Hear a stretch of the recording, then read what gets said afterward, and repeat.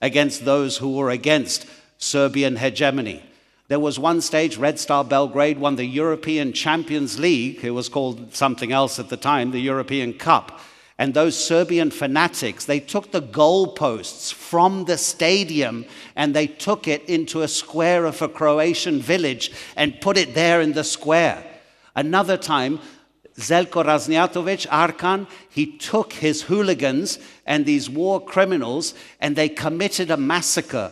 He brought back the road sign of that village and he went to the center circle of Red Star Belgrade's match and he held it like this and the crowd was going crazy. They knew what had happened. I met an Argentinian woman who was tortured during the 1978 World Cup in Argentina. That was a dictatorship. She was tortured at the military academy opposite the River Plate Stadium. Argentina were playing their World Cup matches in that stadium while prisoners who had been tortured during the day, at night, their hands were tied behind their back and their heads were covered with hoods. But they could hear the cheers from the River Plate Stadium and they would talk about football with their torturers. It was quite incredible. In 1976, Czechoslovakia, which was obviously part of the Soviet Union, won the European Championship between countries. And he scored the winning goal. It's called the Panenka because he didn't hit it hard. He hit it softly and the ball just looped into the goal. It was an act that was not appreciated by the Soviets because individuality was not the most important philosophy of the Soviets. It was the collective effort. In 1998, France were losing 1-0 in the World Cup semi-final in their own World Cup. Then up stepped this man. He scored the equalizing goal. And then, having never before scored for France, he scored the winner. Steven Ortega and Lilian Thuram, please come to the stage. Those were the only two goals that Lilian Thuram ever scored for France in a World Cup semi-final. And Lilian, I'm too old now. This. Okay? Look at it on YouTube, please. Okay, Steven Ortega and Lilian Thuram are great friends. Steven is an associate professor of history at Simmons University, and Lilian Thuram is Lilian Thuram. Well, first I want to thank the organizers of this conference, very much. I mean, this has been a remarkable experience, and are you hearing that? Is that? Okay, it's good. And the experience has been, fantastic, and we hope we can live up to in this last session what you've experienced throughout the 2 days. And before asking Lilian the questions, I've got a couple of things I'd like to say about him, because I've been fortunate enough to know him now for 10 years. Almost 10 years, maybe 9 years, 10 years. And he's a remarkable individual and obviously a remarkable footballer when he played, but maybe more importantly, a remarkable activist after he stopped playing. And I think when considering this subject of decolonization, Lilian is involved in it almost every day.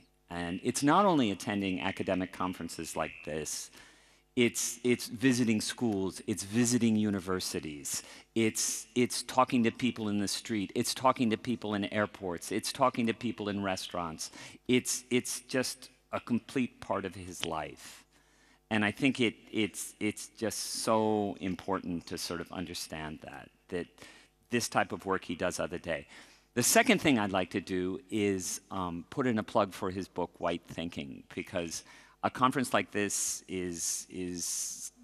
it aligns perfectly. I mean, it's a book that talks very much about the world we live in today. It has a historical focus, a sociological focus, a psychological focus, and it's interwoven with anecdotes from his whole life.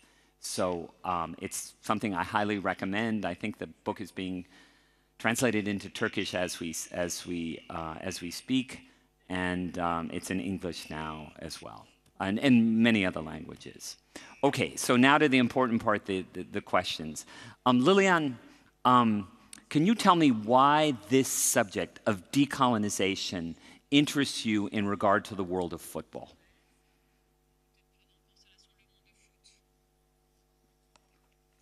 Alors, tout d'abord, bonjour. Ça, c'est très important de dire bonjour. En fait, je dirais que je n'ai pas eu le choix de m'intéresser à ces sujets.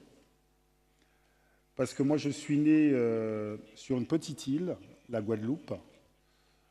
Et je suis arrivé à l'âge de 9 ans dans la région parisienne. Et je dis très souvent que je suis devenu noir à l'âge de 9 ans. Et donc, j'ai été confronté à l'histoire du racisme à l'âge de 9 ans.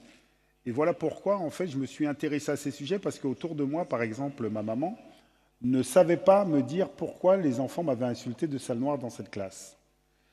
Et en m'éduquant à travers les livres, les rencontres, j'ai compris que c'était lié effectivement à l'histoire de la colonisation, à l'histoire de l'esclavage, et que nous voulions ou non, aujourd'hui, nous sommes le fruit de cette histoire. Et très souvent, on ne se pose pas la question pourquoi je dis ce que je dis, pourquoi je pense ce que je pense.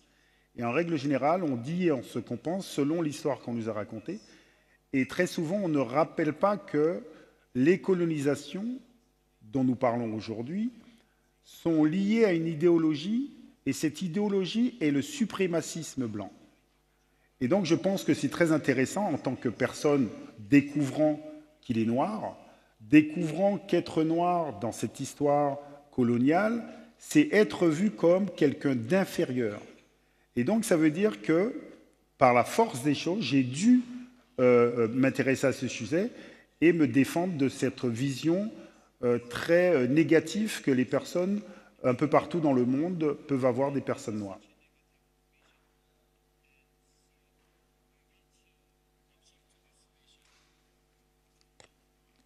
Do you think football exposes those learned assumptions more clearly than other parts of society?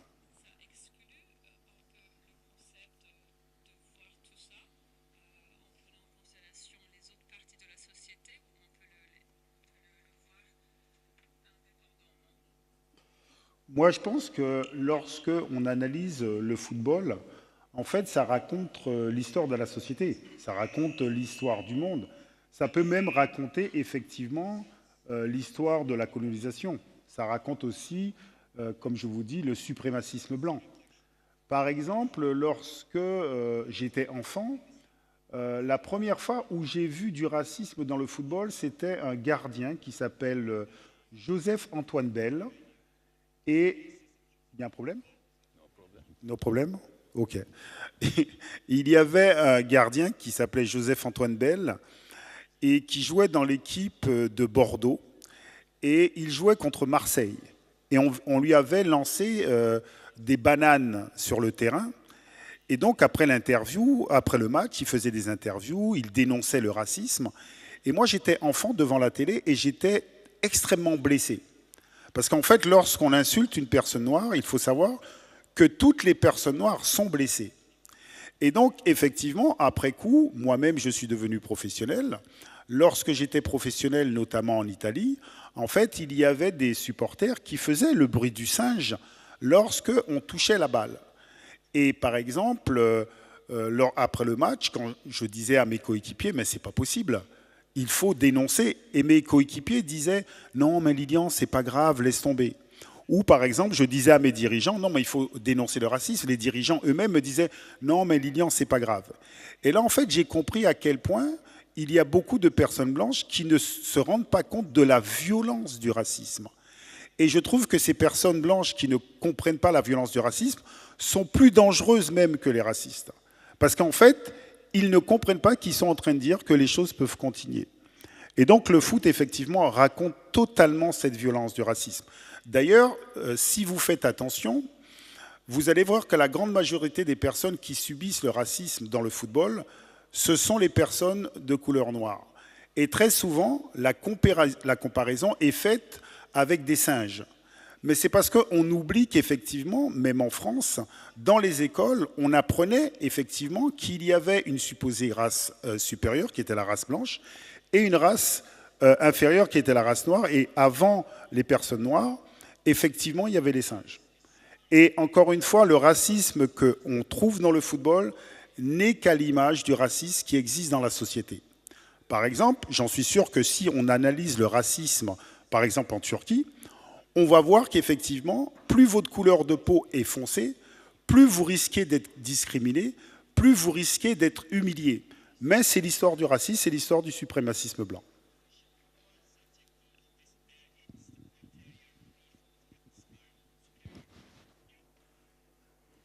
So I think there's a bit of a dichotomy here, right? Because football celebrates diversity on the field. I mean, it celebrates this idea that people come from all over the world. But how much of this diversity extends to positions and institutions that control the game? And what recommendations do you have to make the game more equitable and to address these problems of racism and discrimination?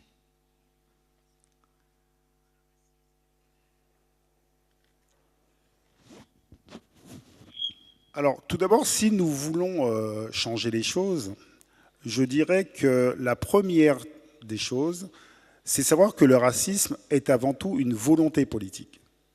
Je dis très souvent que si nous voulons qu'il y ait plus d'égalité entre les hommes et les femmes, il faut questionner la politique. Je fais souvent le parallèle parce que je pense que la plus vieille hiérarchie qui existe dans nos sociétés, c'est la domination des hommes sur les femmes. Et cette hiérarchie selon de la couleur de la peau, c'est exactement la même chose. Donc ça veut dire que politiquement, nous devons défendre des politiques de solidarité, d'égalité. Et donc ça veut dire que si on défend des politiques au niveau national, ça va retomber sur les fédérations. Ça va permettre aussi de libérer la parole. Parce que très souvent, on a du mal à combattre le racisme dans le football, parce que les personnes qui pourraient subir le racisme ont une peur de dire les choses. Parce que très souvent, lorsque vous dites les choses, ça peut se retourner contre vous. D'ailleurs, par exemple, lorsque vous allez regarder un match de foot, essayez d'observer lorsqu'il y a un problème de racisme. Souvent, il y a un joueur noir qui dénonce quelque chose, qui s'énerve sur le terrain. Et souvent, il y a l'arbitre qui arrive et qui dit « calme-toi, calme-toi ». Le joueur noir étant violenté ne se calme pas. Il reçoit un carton jaune. Et très souvent, ça peut arriver où il prend carton rouge. Ça veut dire qu'il sort du terrain. Et donc, en fait, tant qu'on n'a pas compris qu'effectivement, c'est à travers des débats politiques, une volonté politique qu'on peut changer les choses, ben on pourra toujours discuter lorsqu'il y a un problème de racisme, de le dénoncer, mais les choses ne vont pas avancer. Et effectivement aussi, il faut que les personnes qui subissent le racisme, en fait, travaillent pour aussi arriver dans les institutions. C'est exactement la même chose pour les femmes. C'est-à-dire qu'il faut qu'elles arrivent dans les institutions pour qu'il y ait une diversité de pensée. Et à partir du moment où il y aura une diversité de pensée, les choses vont s'améliorer probablement.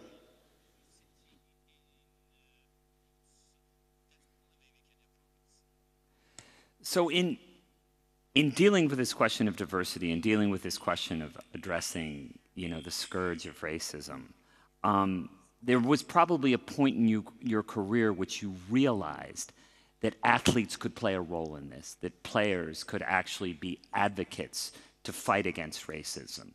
So when did this moment occur? Which people inspired you in your decision to become an activist, after you finished football? Oui, effectivement, comme je vous ai dit, je crois que chacun de nous ici, nous sommes le fruit d'une éducation. Et dans le fait de travailler à comprendre le pourquoi du racisme, comment en fait s'est mis en place ce narcissisme blanc, comme je l'appelle, j'ai rencontré des athlètes américains, notamment Mohamed Ali, qui m'a éduqué. C'est-à-dire qu'effectivement, à partir du moment où vous êtes un sportif de haut niveau, que vous avez une relation, je dirais, très émotionnelle avec les spectateurs, vous pouvez plus facilement dénoncer le racisme. Et si je fais ce que je fais aujourd'hui, c'est aussi parce que j'ai été éduqué, notamment à travers des sportifs afro-américains, pour questionner la société et pour faire voir certaines choses que certains ne perçoivent pas. Parce que je reste persuadé que la grande majorité des personnes ne s'intéressant pas au racisme ne comprennent pas la violence du racisme. Et comme ils ne s'intéressent pas au racisme, ils ne se rendent pas compte qu'eux-mêmes ont des préjugés racistes. Parce que très souvent, on a tendance à penser que les racistes, ce sont des méchants. Ben, en fait, ça peut être vous ou moi. Parce que nous sommes issus d'une éducation et on reproduit ces schémas sans le penser. Et donc, je pense que les athlètes doivent être éduqués à dépasser la peur pour pouvoir questionner la société sur certains sujets, notamment sur le racisme, parce que c'est un sujet qui est extrêmement important. Parce que lorsqu'on parle du racisme, du sexisme, de l'homophobie, on parle de la violence qui peut emmener à tuer des gens. Je pense que ça, c'est très important de comprendre que le racisme, on parle de violence, on parle d'extermination et on parle du droit de tuer quelqu'un. Parce que lorsqu'on parle de colonisation, de décolonisation, il n'y a pas de colonisation sans extermination de masse. Moi, je suis né aux Antilles, Guadeloupe. Il faut savoir que la colonisation a commencé par l'extermination des populations autochtones. On oublie toujours ça. Il n'y a pas de colonisation sans extermination.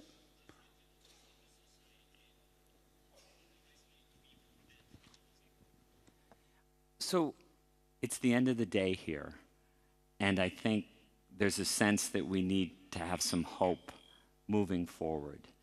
So can you tell us what you have seen or what you currently see that is hopeful that these, let's start with football first, because I think the larger society, that's a much bigger question. But have you seen actions taken in football? Have you seen players do things that you believe will bring the whole process forward, will make it so that these issues are addressed more effectively in the future? Alors, je ne sais pas si nous avons besoin d'espoir ou de réalisme. Je pense que nous devons prendre conscience que chacun de nous ici, nous faisons partie du problème comme nous faisons partie des solutions. Et il faut savoir que l'égalité ne se donne pas, elle se gagne. Et ce qui est très intéressant, c'est que de toutes les générations, il y a toujours eu des hommes et des femmes qui se sont battus pour plus d'égalité. Et donc l'idée, c'est à savoir, par exemple, combien d'entre nous, dans cette salle, nous allons nous battre pour l'égalité. Et nous allons questionner le système et les hiérarchies qu'il y a en place. Et donc je pense qu'il faut faire très attention à ne pas penser que seulement les sportifs de haut niveau, les personnes publiques doivent participer à ce combat. Je pense que chacun ici, dans notre proximité, nous devons dénoncer les injustices, nous devons dénoncer les hiérarchies. Parce que sinon, les choses ne vont pas changer.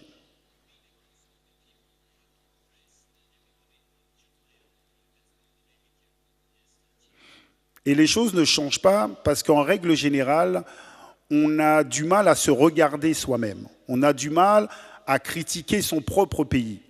Par exemple, moi, quand je prends la parole en France, il y a des personnes qui vont me dire que je n'aime pas la France. Mais moi, je pense que c'est le contraire. C'est-à-dire que si je prends la parole pour qu'il y ait plus d'égalité, pour qu'on puisse regarder l'histoire coloniale française, c'est parce que j'aime mon pays. J'ai joué au foot en Italie, c'est exactement la même chose. Parfois, certaines personnes vous disent que vous critiquez le pays où vous jouez. Non, vous ne critiquez pas le pays. Vous voulez que ce pays accède à beaucoup plus d'égalité. Et je pense que nous devons sortir dans une forme d'hypocrisie. Par exemple, je suis persuadé que si je discute très rapidement avec des personnes qui habitent en Turquie, peut-être qu'ils vont me dire que leur pays, il n'y a pas de racisme. En fait, je pense que c'est ça le danger. Le danger, c'est être dans une certaine forme d'hypocrisie et ne pas voir la violence du racisme. Et j'espère que dans le futur, il y aura de plus en plus de personnes qui vont questionner leur identité avant tout en tant qu'être humain. Parce que le problème du racisme, c'est que très souvent, on va figer des identités aux autres selon leur religion, selon leur couleur de peau, selon leur origine. Et je reste persuadé que si nous avons une éducation où on se positionne avant tout comme être humain, ce serait beaucoup plus facile.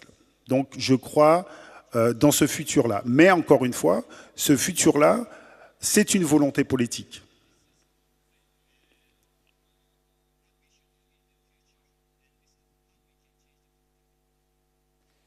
So you've talked about how it's not just players' responsibility to fight the problem of racism, that it's all of society, it's the whole world's problem to address this issue.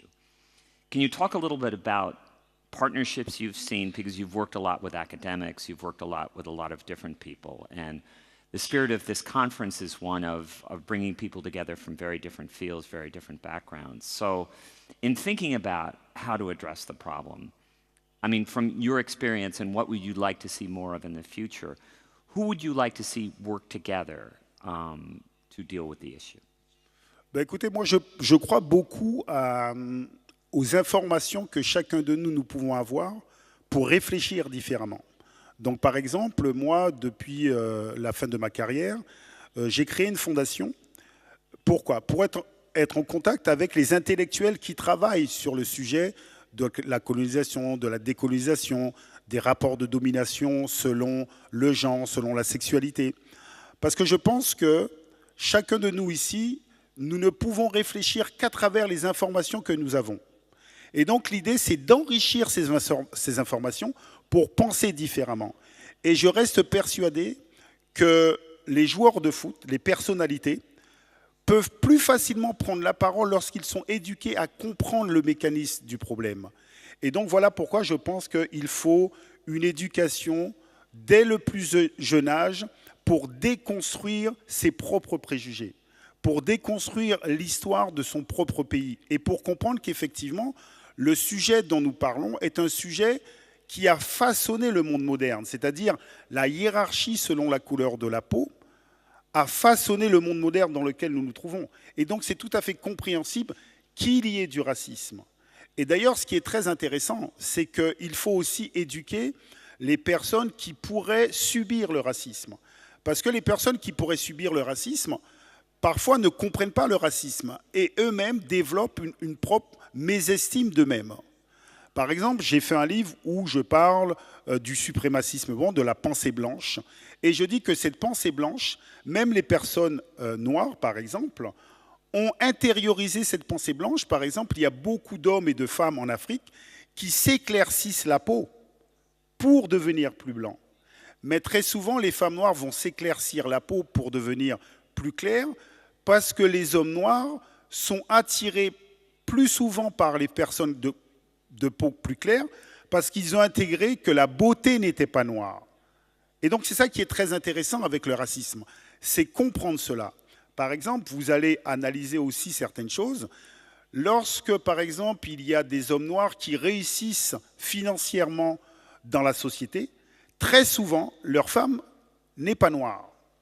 Et donc c'est ça qui est très intéressant. D'ailleurs, ce qui est très intéressant, c'est que dans l'élite dite blanche, très rarement, les femmes ne sont pas blanches. Donc on voit bien que cette histoire de la colonisation, en fait, a nourri nos imaginaires. Et donc l'idée, c'est comment changer l'imaginaire. Tout à l'heure, il y avait une prof qui venait du Sénégal qui parlait justement de l'imaginaire lorsqu'il y avait la pandémie, en disant « oui, les Africains vont décéder en masse ». Mais c'est une question d'imaginaire. Et je pense que tant qu'on n'aura pas changé nos imaginaires, il y aura des problèmes de hiérarchie selon la couleur de la peau. Et encore une fois, la réalité, c'est se confronter à soi-même et accepter le fait que chacun de nous, nous pouvons avoir des préjugés. Et chacun de nous, parfois, on entend nos amis tenir des discours négatifs. Nous n'avons pas le courage d'intervenir et dire « il faut arrêter ça ». Donc je crois que c'est vraiment une question d'éducation pour essayer de faire en sorte de trouver demain des jeunes qui vont vouloir changer les sociétés et changer, bien évidemment, en mieux.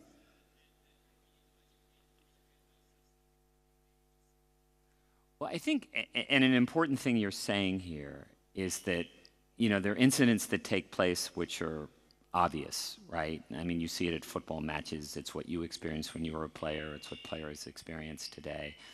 But assumptions and internalized feelings are something very different, because that's something we carry on and don't necessarily say anything to the world about. So and we all have them. We all kind of have assumptions about how the world works, and we have biases and prejudices and things like that. And how would you, what would you say to people? What would you say to the audience in attempting to address their own biases or our own biases? How would you ask them to confront them? Alors, vous savez, effectivement, je crois que, encore une fois, je répète, très souvent, on ne questionne pas. On ne se dit pas pourquoi je pense ce que je pense, pourquoi je dis ce que je dis. Et pour montrer les biais, en règle générale, lorsque j'ai fait une conférence avec des élèves, je montre cette carte-là.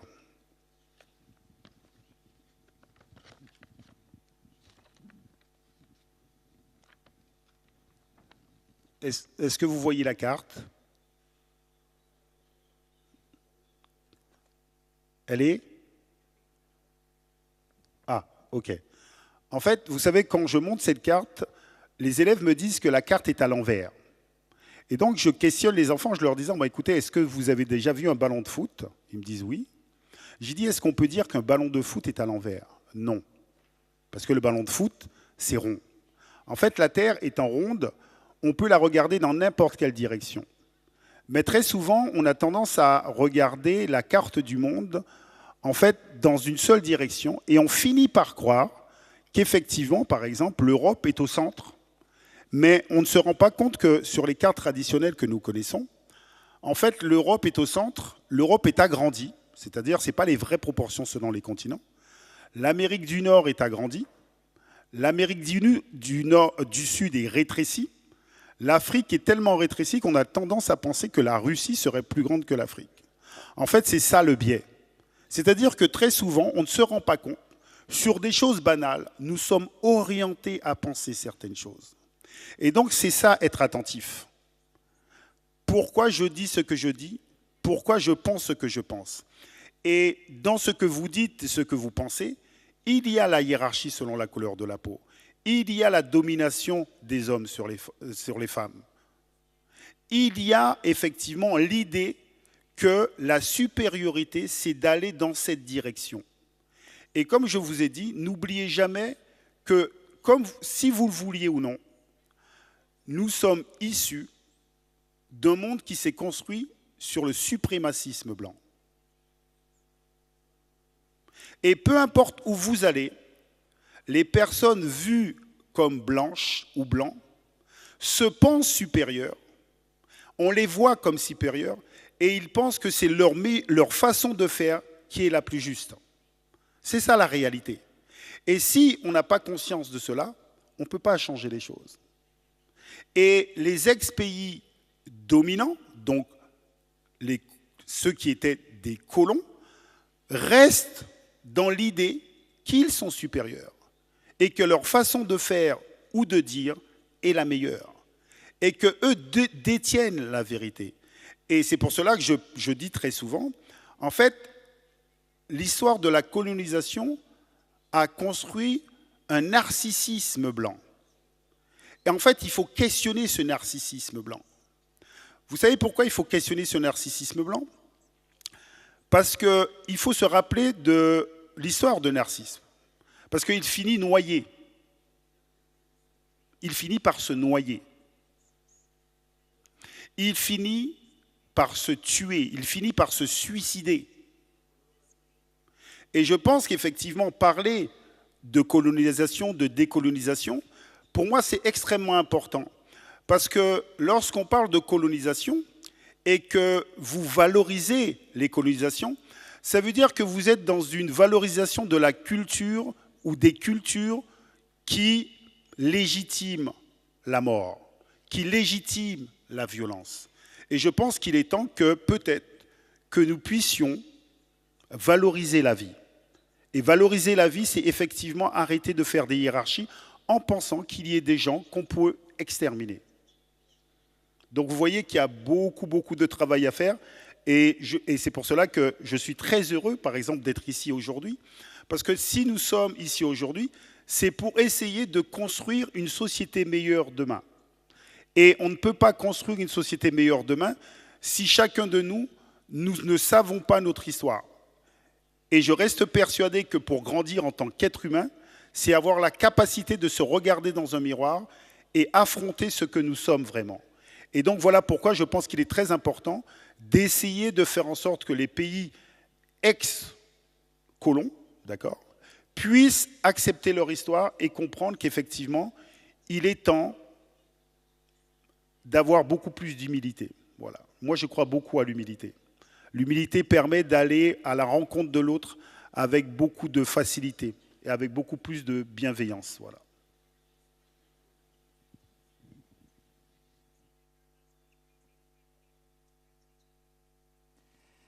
Now, I want to return the discussion to for a second to football.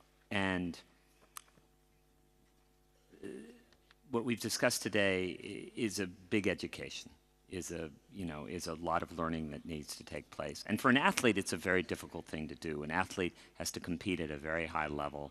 An athlete has huge expectations in terms of whether it's scoring goals or preventing goals, whatever position that individual plays. But you decided to take the step into something very different and learn, about colonization, about, enslavement, about all the things that kind of created the modern world. But how would you counsel other modern athletes? I mean, some have taken the step, if you mentioned Muhammad Ali, Colin Kaepernick in the US, and John Barnes in England. So how would you counsel modern athletes on how to balance being an athlete, a public figure, and an educator? Alors tout d'abord, avant d'être athlète, vous êtes un enfant, vous êtes un adolescent, vous allez à l'école, vous lisez des livres. Par exemple, j'avais écrit un livre qui s'appelle « Mes étoiles noires », où je montrais des hommes et des femmes qui avaient fait des choses extraordinaires pour pouvoir changer l'imaginaire collectif. Parce que très souvent, lorsqu'on parle de l'histoire des populations noires, l'histoire commence par l'esclavage. C'est-à-dire qu'on a l'impression qu'il n'y a pas d'histoire avant. Pourtant, on pourrait raconter l'histoire de l'Égypte ancienne. Et d'ailleurs, beaucoup de gens oublient que l'Égypte est en Afrique. Et donc, il y a plein d'histoires à raconter. Et si vous êtes enfant, vous lisez des bandes dessinées sur des histoires des hommes et des femmes noirs qui ont fait des choses extraordinaires, ça change votre imaginaire. Donc, lorsque vous devenez athlète, vous avez un imaginaire différent. Vous savez qu'effectivement, vous pouvez participer au changement de société. Très souvent, les athlètes ont peur de prendre la parole. Mais en même temps, très souvent, lorsque on pense aux athlètes qui doivent prendre la parole, on pense souvent aux athlètes qui subissent le racisme. En fait, c'est ça aussi le problème. Et moi, je dis que lorsque vous êtes blanc, vous pouvez prendre la parole pour dénoncer le racisme. Lorsque vous êtes un homme, vous pouvez prendre la parole pour dénoncer le sexisme. Et donc, je pense qu'encore une fois, c'est cette hypocrisie qui existe dans la société. Et croyez-moi, si on libère la parole et on fait croire aux athlètes qu'ils ont le droit de parler, ils vont parler. Et ils vont dire des choses extrêmement intéressantes. Mais aujourd'hui, lorsqu'un athlète prend la parole, vous avez beaucoup de personnes, notamment les politiques, pour essayer de dire aux athlètes, restez à votre place. Faites du sport, rien que du sport, ne vous intéressez pas à la société. Et je pense que c'est l'inverse. Et là aussi, c'est une éducation. Et là aussi, il faut qu'il y ait des politiques qui incitent les joueurs de foot à prendre la parole. Parce qu'il y a des politiques qui veulent plus d'égalité dans la société. Donc, eux aussi doivent inciter les sportifs à prendre la parole. Et en incitant les sportifs à prendre la parole, ça va libérer la parole et ça va permettre aussi à tout un chacun à parler plus facilement, plus tranquillement.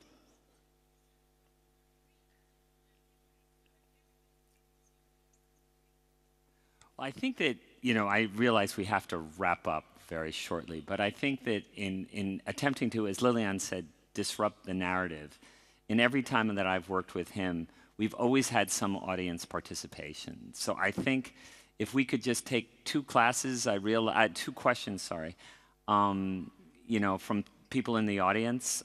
Maybe we'll get somebody right down here. You can do it in French, yeah. Yeah. I think we need to, is there a microphone? Yeah. Yeah, the microphone.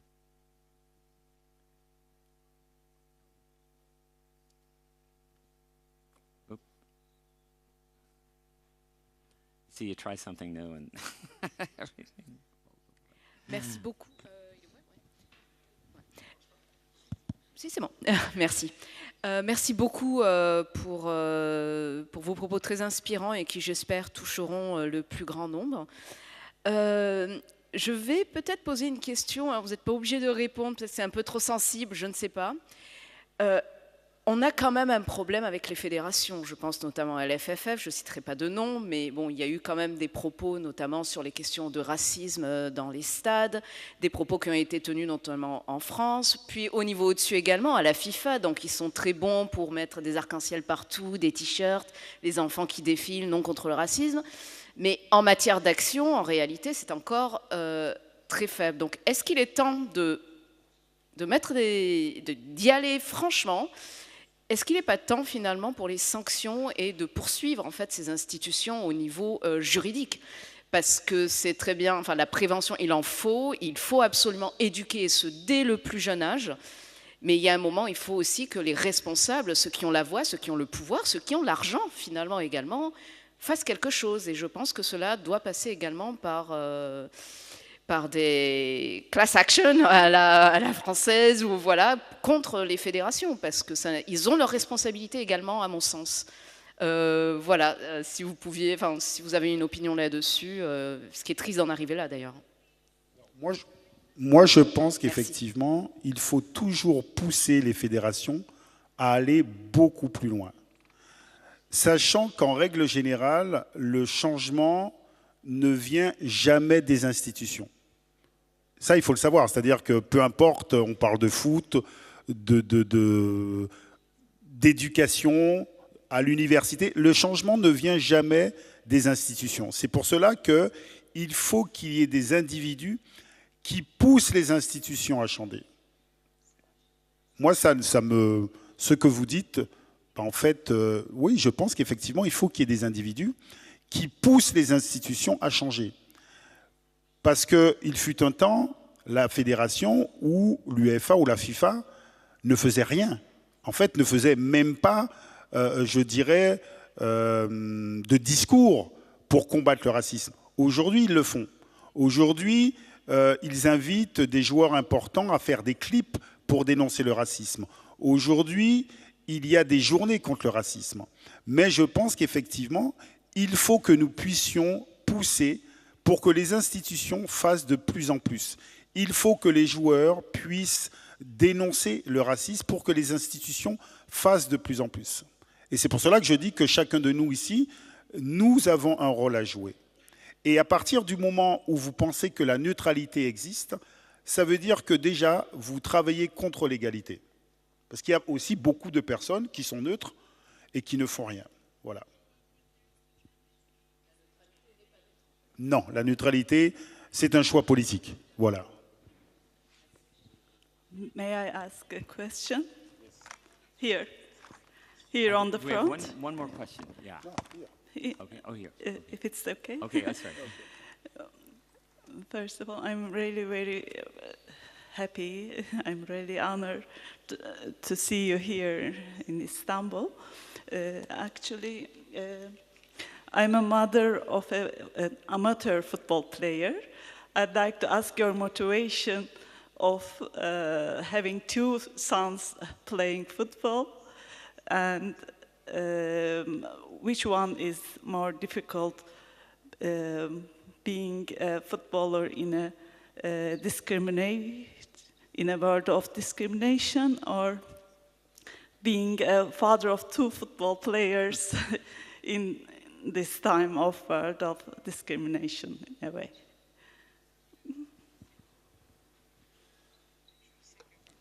Thank you. Alors, tout d'abord, lorsque vous êtes joueur de foot professionnel, croyez-moi, la vie n'est pas difficile. Au contraire. Ok. Après, je suis le papa, effectivement, de 2 garçons qui jouent au foot. Je pense que beaucoup d'enfants dans le monde rêvent d'être joueurs de foot. Et donc, lorsque vous avez 2 enfants qui rêvaient de devenir joueurs de foot et qui le deviennent, eux, ils sont heureux, le papa est heureux. Et si quelqu'un vous dit que c'est très difficile de jouer au foot lorsque vous êtes professionnel, c'est que la personne est en train de mentir. Non, non, je crois que tout le monde voudrait être joueur de foot. Voilà. I think we're going to have to wrap up, but I really want to thank everybody for coming. I hope you've appreciated this session. I hope you feel empowered to sort of go out and make changes in the world. And I'd like to thank Lilian so much for the work he continues to do. You know, as I emphasized earlier, it's done on a daily basis. It's not something that's done every 6 months, every 6 years, every day he is engaged in this type of work. So I think we need to give him a big hand. Thank you very much. Thank you.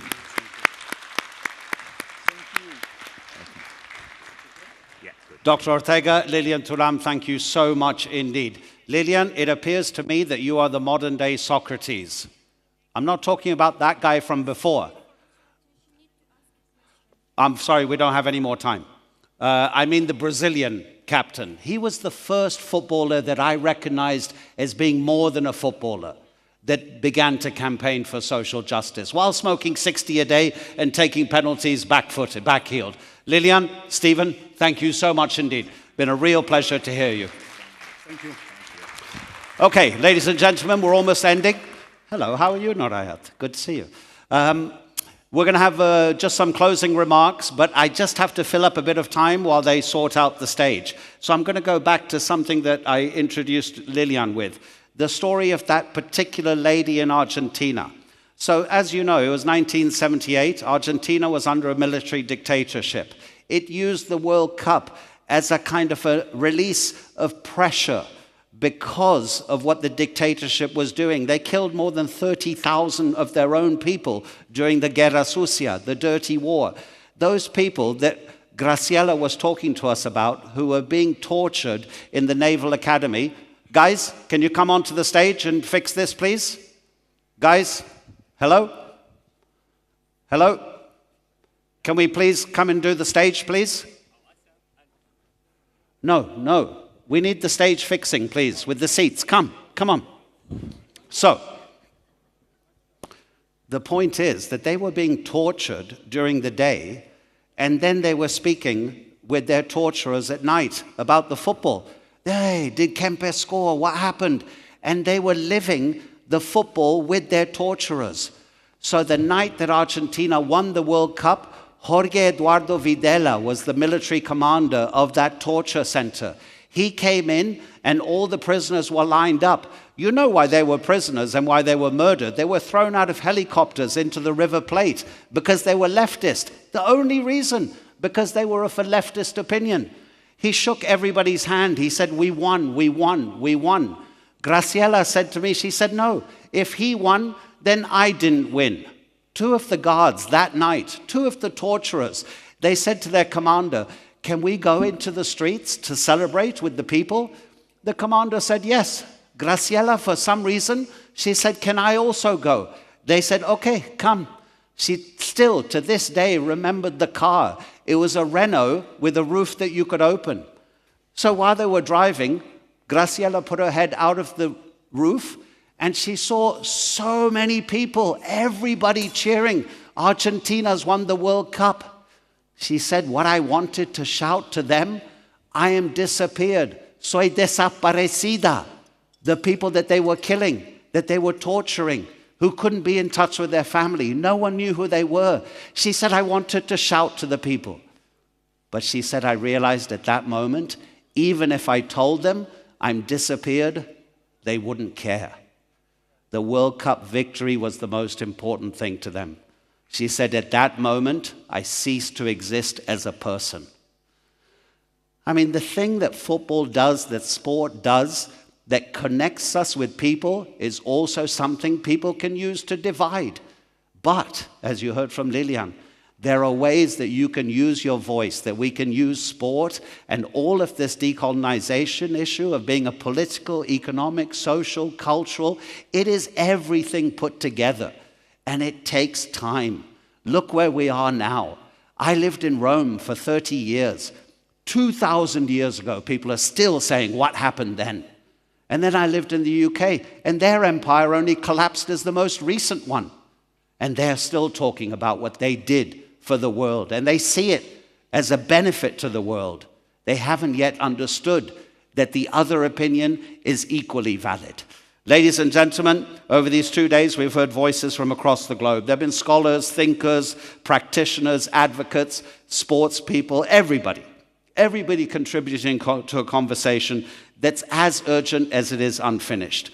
So I'd like to invite onto the stage Dr. Selçuk Aydin, who's head of the scientific committee representing this World Decolonization Forum.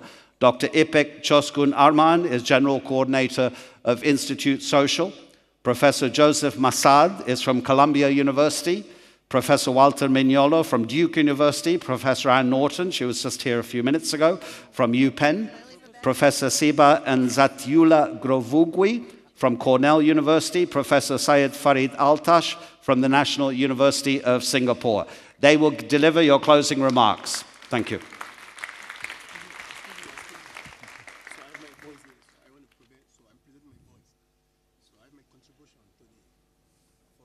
Okay, I can't do that for you right now. Thanks. Yeah. Please, Professor. Come, please. Thank you.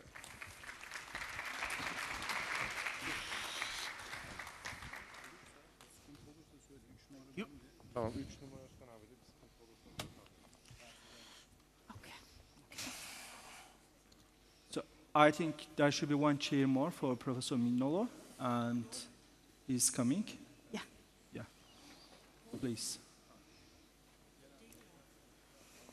So, distinguished guests and distinguished colleagues, and who are contributing to the forum last 2 days. We have reached the conclusion of our 2-day forum, which has served as a home to diverse, invaluable, and productive discussions. So that would be our closing remarks of the World Decolonization Forum.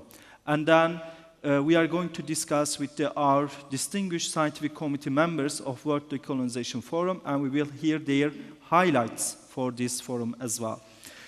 As you have witnessed, this gathering, distancing itself from the enlightened scholasticism often practiced by intellectuals in isolation, has helped us realize through a plurality of voices that we are where we think and where we do.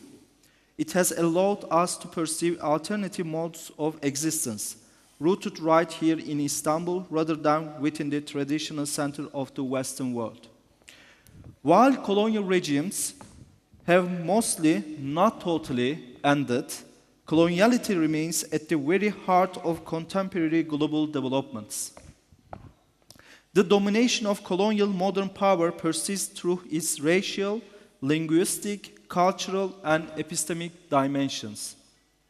The exploitation of resources, territorial occupations, massacres, and genocides are the visible consequences of these ongoing relations of domination. Instead of the outdated methods of total cultural destruction, we now face cultural uniformity instead of direct seizure of assets, though the case of Venezuela reminds us that such methods are not entirely gone. We face systematic economic dependency. Most critically, colonial relations based on the mental and psychological domination, a tool that is never outdated, continue to manifest in ever-evolving forms. The knowledge systems of the modern world, presented under the excuses of being universal, neutral, and objective, were in reality produced from specific historical, geographical, and power positions. For centuries, they have maintained a colonial epistemic hierarchy that devalued the knowledge, traditions, languages, and ontological conceptions of non-Western societies, which also legitimize colonial policies. Through the hubris of the 0 point, alternative epistemic possibilities were systematically ignored. Here we are trying to bring out to discredit the ways of knowing and knowledge circulation in current academia and intellectual life. Today, coloniality persists not only across physical geographies, but also within digital spheres. It produces new forms of domination through artificial intelligence and algorithms that direct human attention, memory, imagination, and desires. What we are witnessing in Palestine today is not merely a military or political conflict. It is a profound crisis of international law and humanity, which is not able to stop genocide. A reality where certain societies are deemed worthy of human dignity, while others are denied it, and are instead subjected to genocidal policies, is a direct consequence of colonial racialization. It serves as a stark reminder that the hierarchies of social Darwinism still persist within our global structures. The claim of Western-centric universality is experiencing a severe crisis of legitimacy. It is confronted by its own internal contradictions and failures, and an increasing global demand for multipolarity and multiplexity. Decolonization is a mutual process of humanization. It requires not only the colonized societies, but also the West to liberate itself from the master complex, the hubris of the 0 point, the illusion of superiority, and the claim of possessing a monopoly on truth. This is a multi-layered process that demands the simultaneous transformation of epistemic, institutional, political, and economic levels, the rewriting of historical truths through plural testimonies, the restructuring of knowledge production, and strengthening of South-South relations, and the overcoming of economic political dependencies are the fundamental elements of holistic decolonization praxis. The Istanbul perspective on decolonization is not an effort to establish a new anti-Western, Islamic, or Turkish hegemony, or a single-centered alternative world. Rather, it is a search for a pluriversal and justice-based world. It is a world where different civilizations, knowledge traditions, and human experiences contribute to the whole without excluding one another. The Istanbul perspective regards decolonization not merely as a theoretical starting point, but as a call for a concrete praxis where societies benefit from one another's wisdom, foster solidarity, and develop a common moral political responsibility against a single standard order of global domination, which means you are more than welcome to support World Decolonization Forum. We emphasize that the World Decolonization Forum is not a singular event. As a living and dynamic intellectual platform, it will continue its collaborative efforts to develop new models of decolonization. We invite everyone who seeks to free their minds to become part of this forum. The World Decolonization Forum has forged to a collective commitment with its partner institutions to generate enduring scholarship, cultivate alternative frameworks of thought, and develop coordinated intellectual and practical responses to the evolving forms of colonialism in our age. This is not merely cooperation, it is the emergence of a decolonial consensus. Thank you.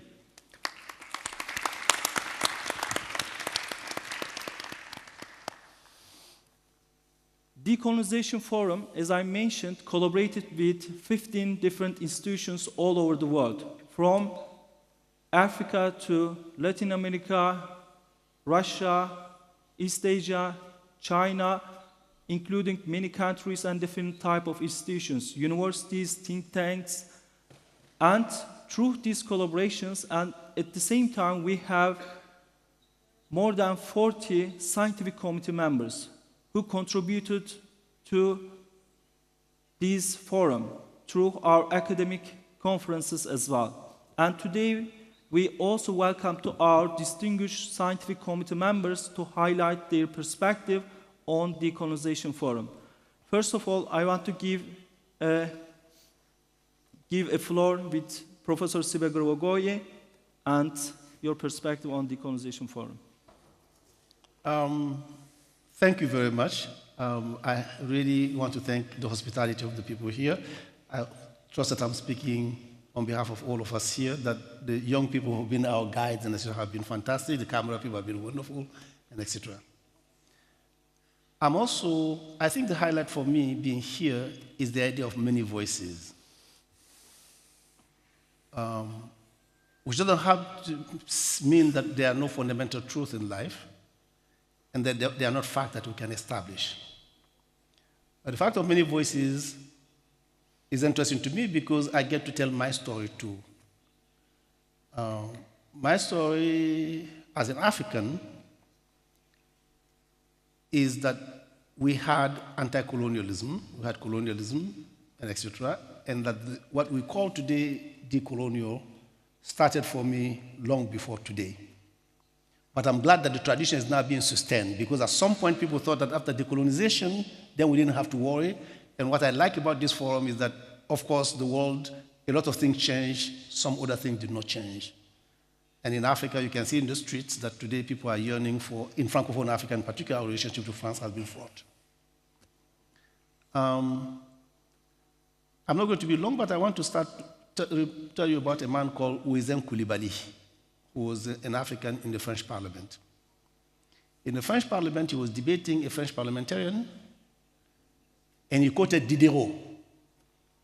He said, il n'y a de plus odieux que d'avoir des esclaves et les appeler hommes libres.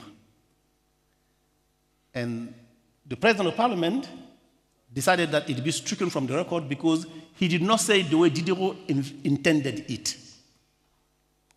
Right? And then somebody went to the question of truth and told him that Descartes said, and he said to the person, Descartes n'avait pas toujours raison. Descartes was not always right. He said, Diderot peut-être, Diderot maybe. Because he was quoting Diderot because to reprise something Africans say about hypocrisy, double language around power, and etc. So anti-colonialism fundamentally was not just about changing the politics, it was changing our archives, our canons, how we think about the world. It was profoundly decolonial. It was to our knowledge systems and etc. Which is why I wrote a book called Beyond Eurocentrism and Anarchy, and it was about 4 African intellectuals. So we need to obviously, and that's why I like the spirit of this forum here, that the West, and I'm putting that quotation mark, taught themselves a lie, and we believed it. And I think that our presence here tells us we have to not believe the story anymore. I used to tell my student who asked me about why are you so critical of the Enlightenment and different aspects you like it. I said my teacher, Mary Layoun, who was Lebanese, once told me, Mary Layoun, that the Enlightenment for us brown people is Europe having a flashlight. It can see where it's going, but the rest of us are blinded by the flashlight because it's in our eyes. And that's what European systems of thought did to us.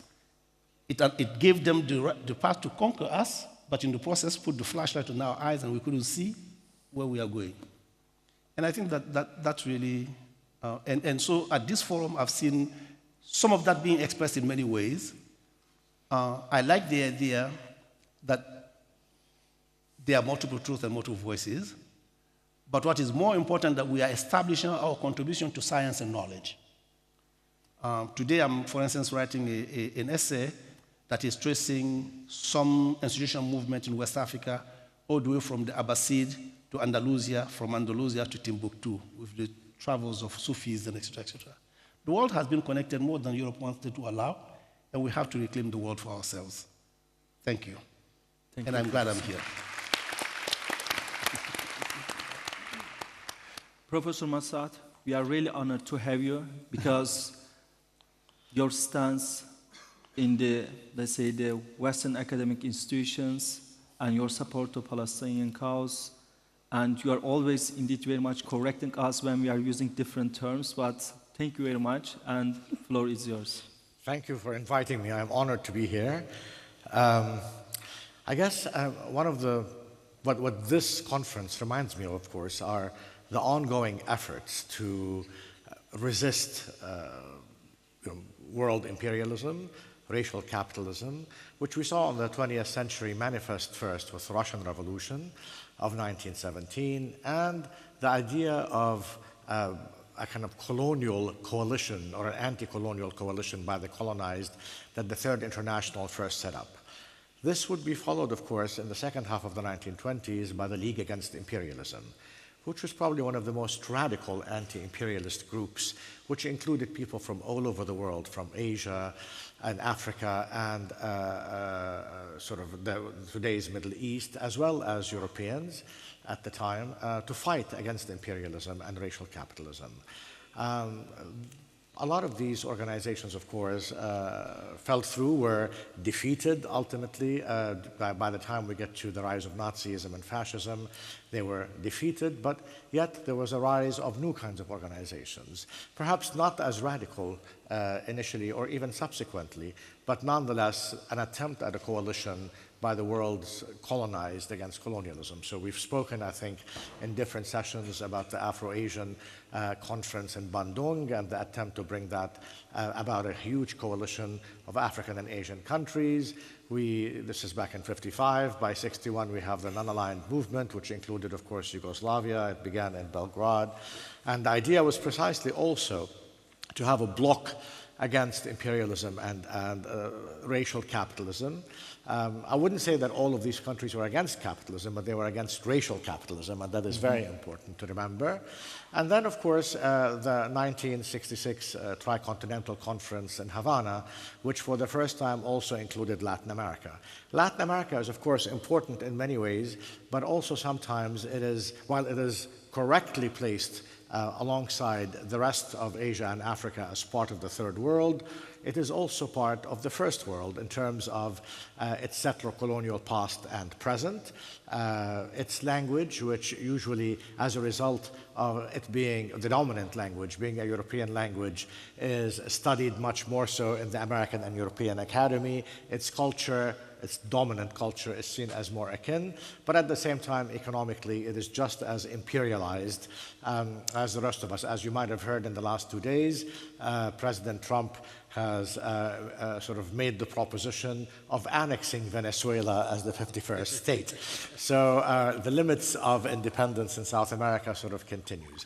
And then, of course, perhaps the last stance of a coalition of the colonized against racial capitalism and imperialism was the new international economic order of 1974, which sought to liberate the world from the economic exploitation.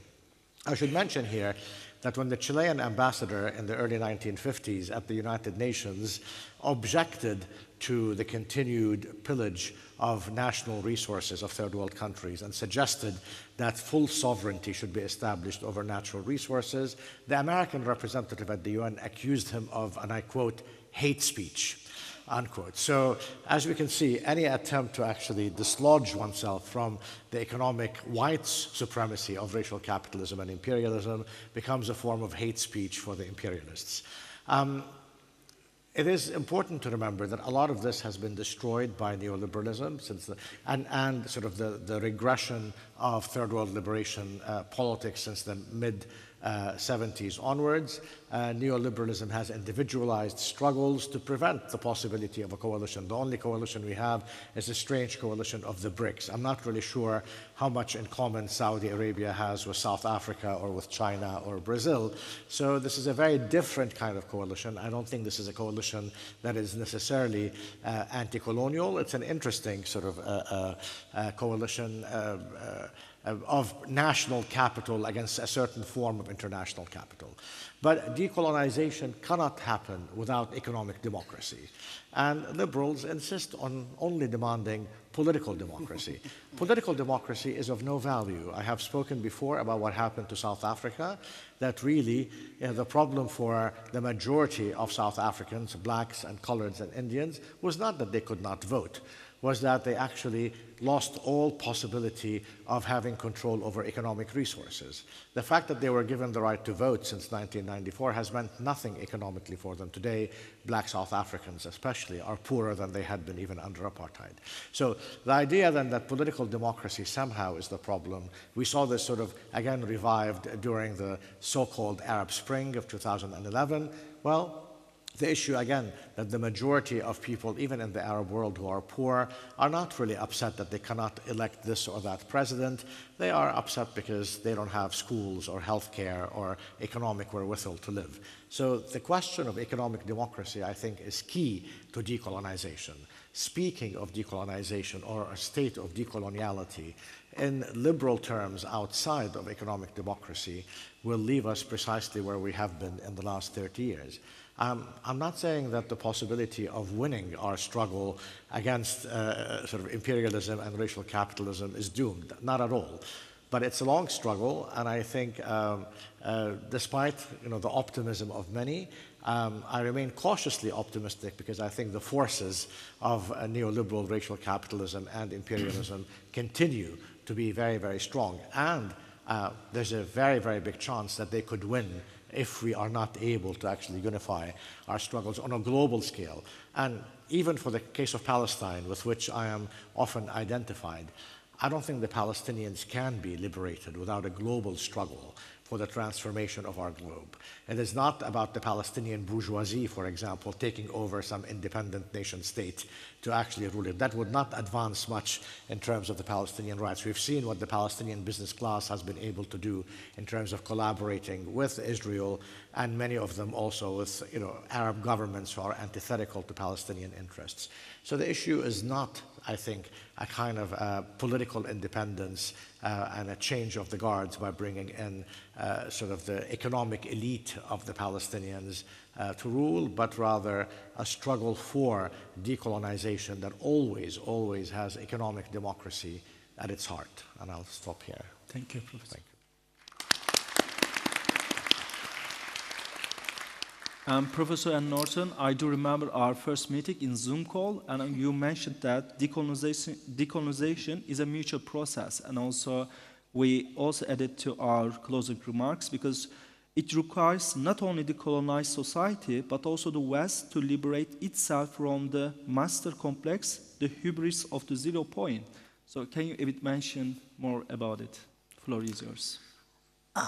Yes, and it's an honor and a pleasure to be with you. I had not planned to quote the Quran, and so I may get it not incorrectly, but I keep thinking of the verse, tribes and nations I have created you, that you can learn from one another. And that has been the process that I've experienced here. The question that keeps occurring to me is, where is coloniality? We live in a world that's radically shaped by coloniality, and yet identifying where it persists is not the easiest task. I think the first thing one has to recognize about it is that coloniality was always a double process, that the actual dispossession of the colonized, the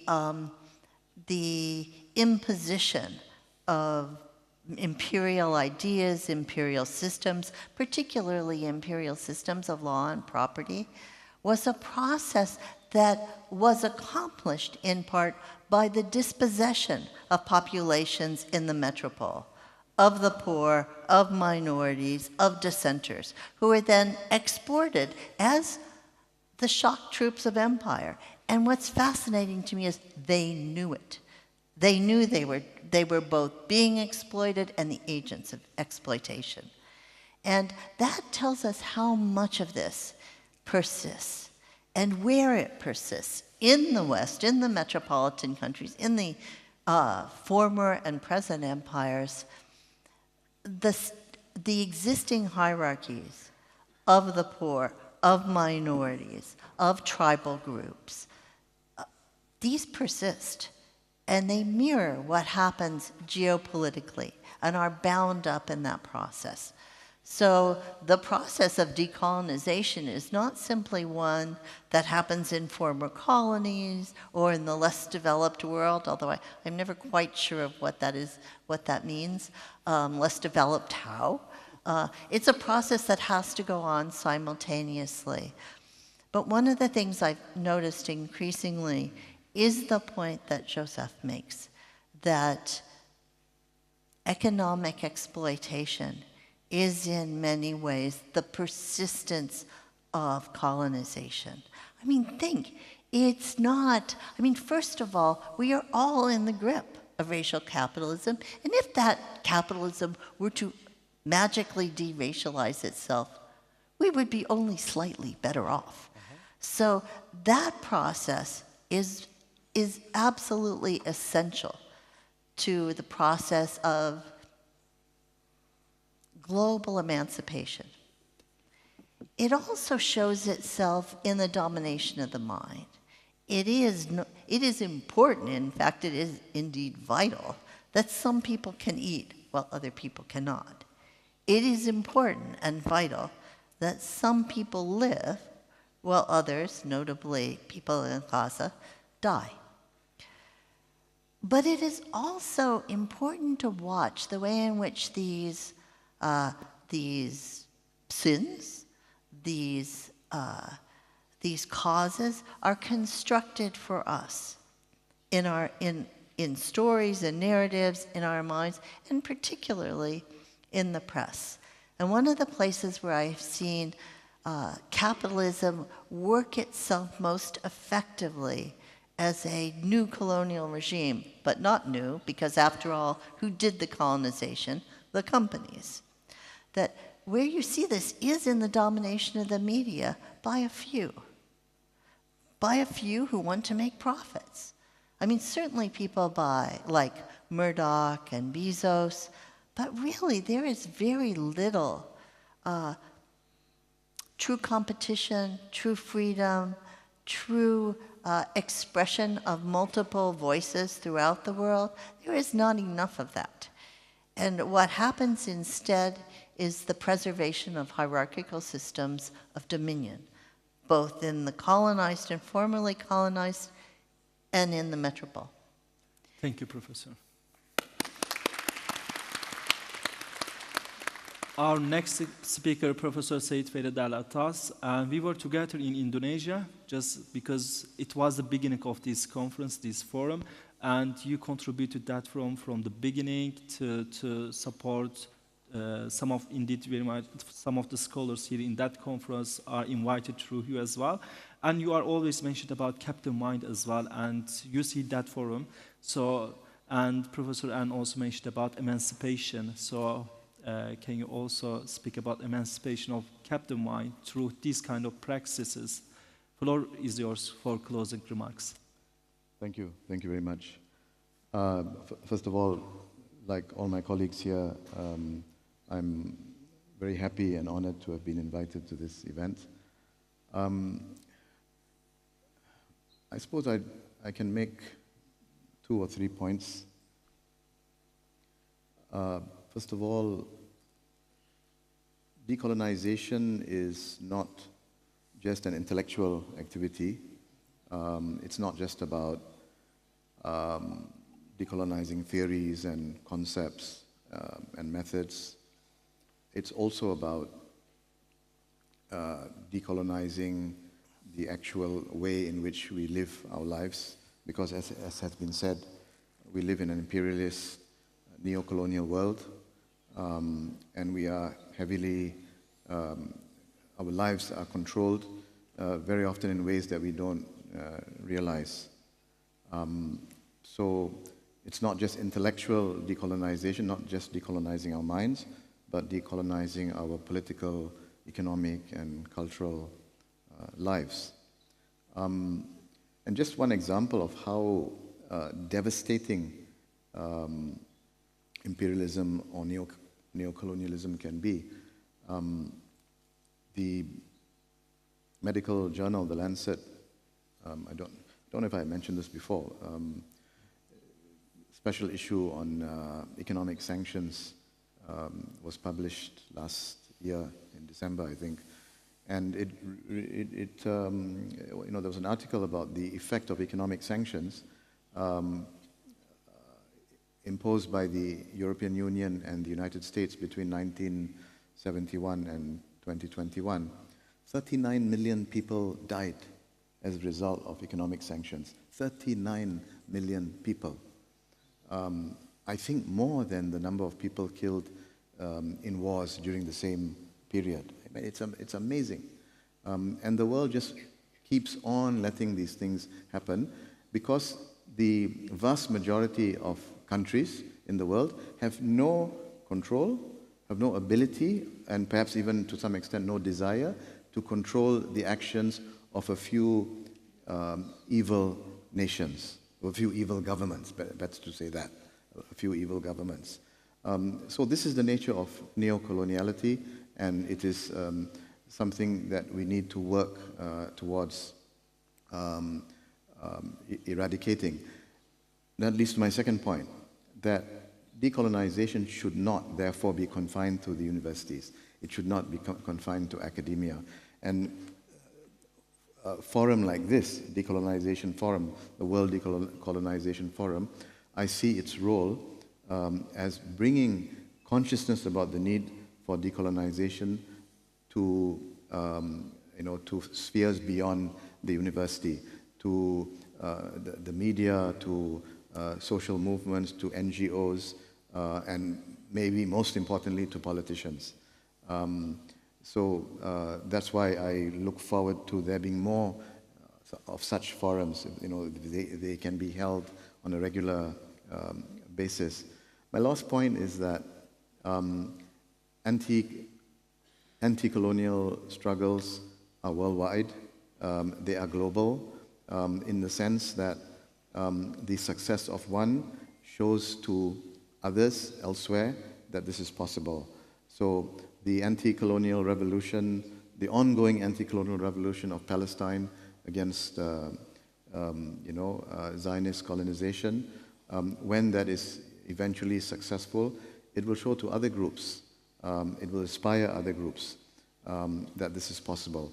And there are many situations around the world. In my part of the world, in the Rohingyas, a Muslim group which has been subject to genocide for decades.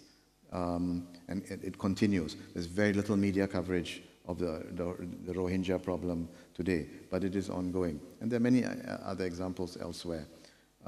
So indeed, there has to be, you know, international awareness, but beyond that, coalitions that can bring all these struggles together so that there can, at the very least, be mutual inspiration. Thank you very much. Thank you. And we have Professor Mignolo, who is one of the founding fathers of decolonial theories, studies, who contribute to that field. And also recently Turkuaz publication translated 2 of his books to Turkish. And Professor Mignolo, I want to ask you, so you have great experience and the memory, the last maybe 50 years on decolonial studies, and you witnessed that forum as well. So floor is yours for the closing remarks. Well, can you hear me? You need the mic.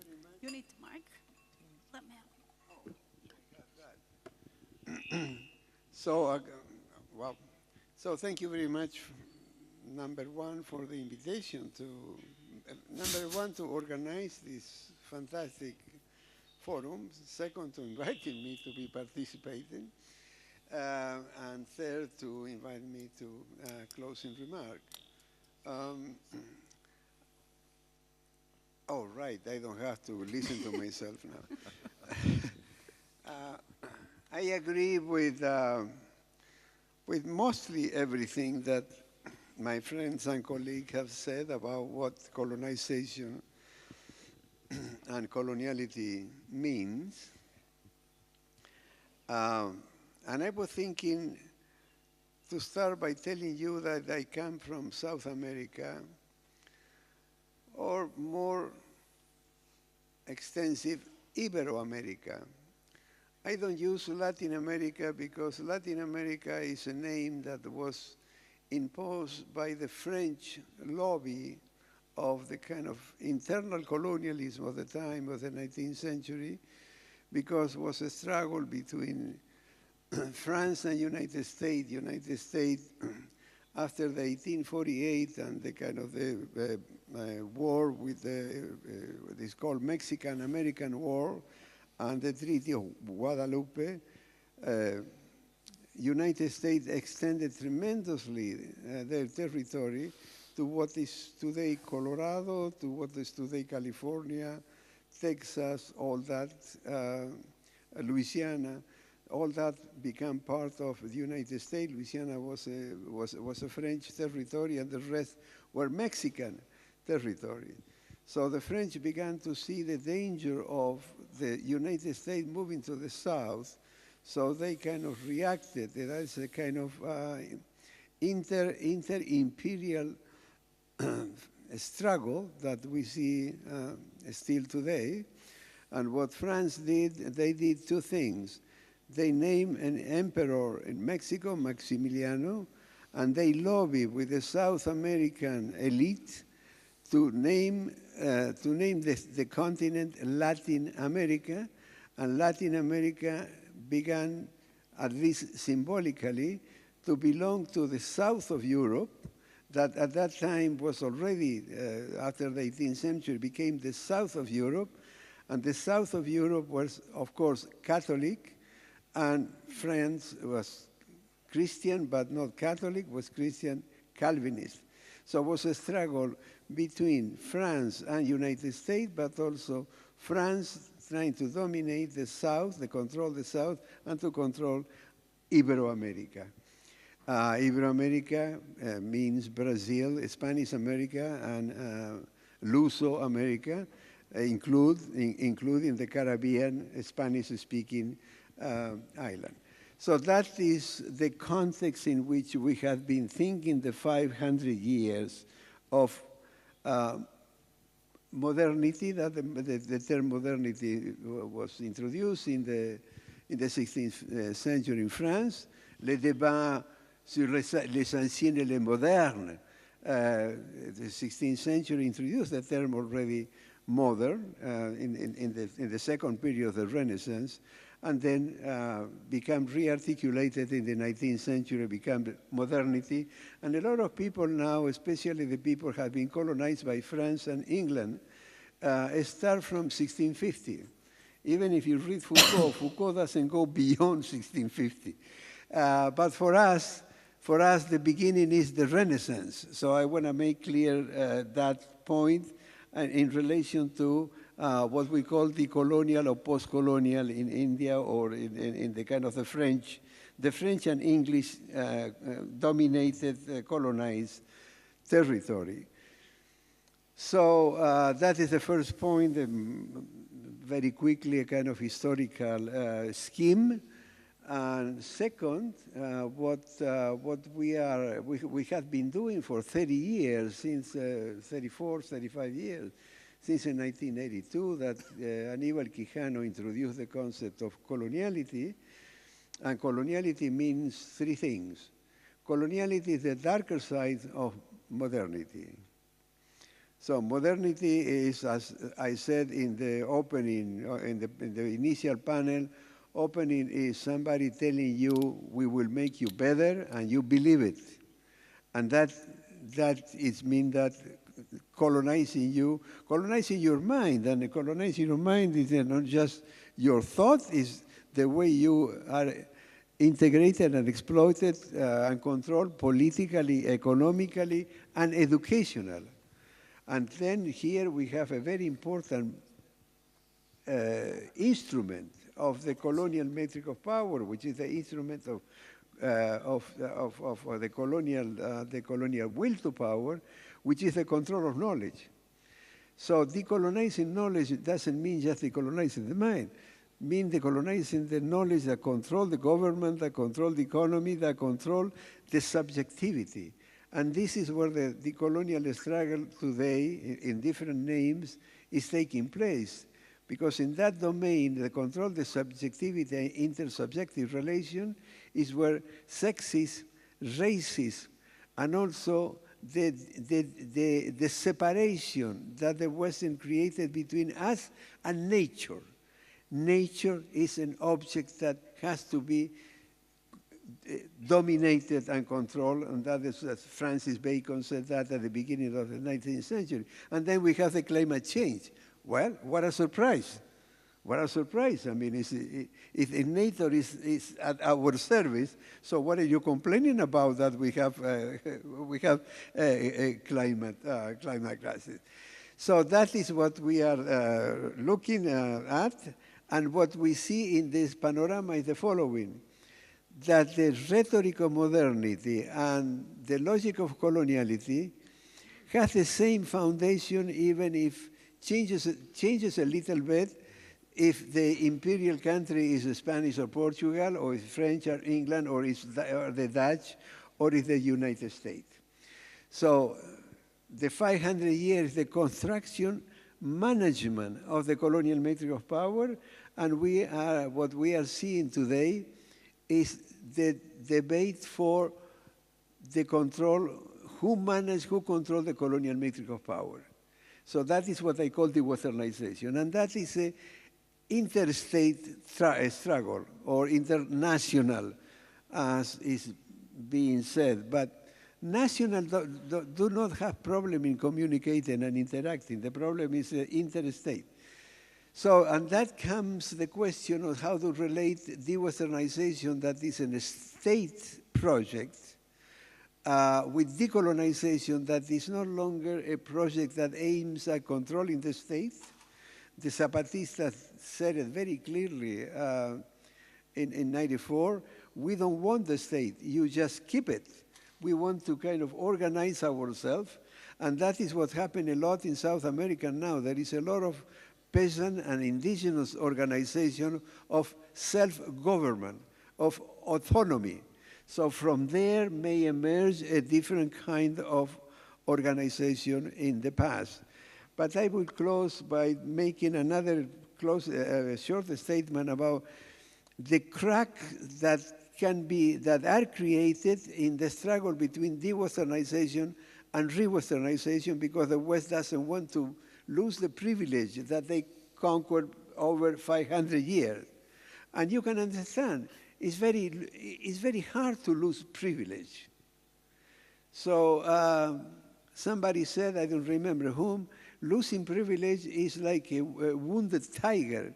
If you just walk around the tiger and you don't bother the tiger, but if the tiger is wounded, watch out. So the West at this moment is playing counter-reformation. It's trying to control, to maintain the privilege that were conquered over 500 years, and the rest of the world is responding with de-Westernization and decoloniality. And decoloniality for us, I'm talking about myself, is a task of the political society, not of the state. The state and decolonization at this moment are not very good friends, let's put it that way. It could be, are not necessarily enemy, and the question is that there could be relationship between the de-Westernization and decoloniality, but that there is a fundamental difference. Number one is that today de-Westernization is no longer disputing the control of the colonial matrix of power, but is trying to create a different matrix of power that is not colonial. And that I see it basically in the BRICS. The BRICS politics go into that direction under the kind of the narrative that Xi Jinping is kind of repeating constantly, win-win and not zero-sum game. We don't have to invent enemy to destroy in order to kind of maintain control. decoloniality is not at that level. It's at the level of the political society. It's what happened here. And if you allow me 2 more minutes, I would like to make a comment. I think it would be enough. Yeah, thank you very much. Yeah. Okay.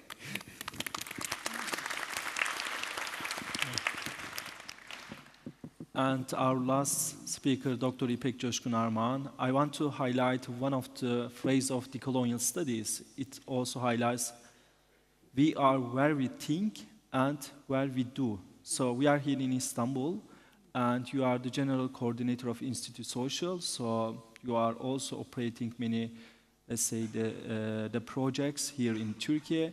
So floor is yours for closing remarks to remind that perspective. Thank you, Dr. Selçuk. I hope we hosted you well at first. Yeah, I need it. Anyway, I want to assure that, this is not a one-time event. World Decolonization Forum is a call for movement and action. And, for 2 days, we have many discussions, many sessions. We are cleansing our memories, we are cleansing our concepts from the colonial mindset. And we are here witnessing, beginning, I think, a collective search for epistemic justice. And I know we are taking a huge, great responsibility on us. In that sense, I want to underline the importance of, in particular, we want to entrust our distinguished senior scholars, academics here, for cultivating young minds, young academics with intellectually free minds. It is the sense of all this event, I think. And in that sense, I would like to invite all our guests and all our scholars and participants to make some contributions to the World Decolonization Forum as a platform and the idea of Istanbul perspective, because we need to keep this mind awake and keep this mind alive. Thanks to you, and thanks to my great team behind the scene, by the way. I want to get a huge, clap for them. And thank you for your coming, and thank you for your contributions. Thank you. Okay, please stay there, because I think this will be a nice closing shot. It's perfect. On behalf of the World Decolonization Forum, we want to extend our deepest gratitude to the speakers, to the academics, to the moderators, but also to you for engaging in this conversation. Just to reflect and repeat some of what Dr. İpek has said, over the past 2 days, there have been diverse sessions, diverse discussions. Everyone has reflected together on the importance of plurality. The forum is not just an event, but it's the beginning. And it's the beginning of an ongoing platform, as the doctor has said, and it's a growing collective effort. So it's a start, but it'll be more. So thank you for being part of this beginning and for reminding all of us that the world needs more than one story. The motto of the World Decolonization Forum, I suppose we can call it. Thank you. Have a lovely evening, everyone. Evet.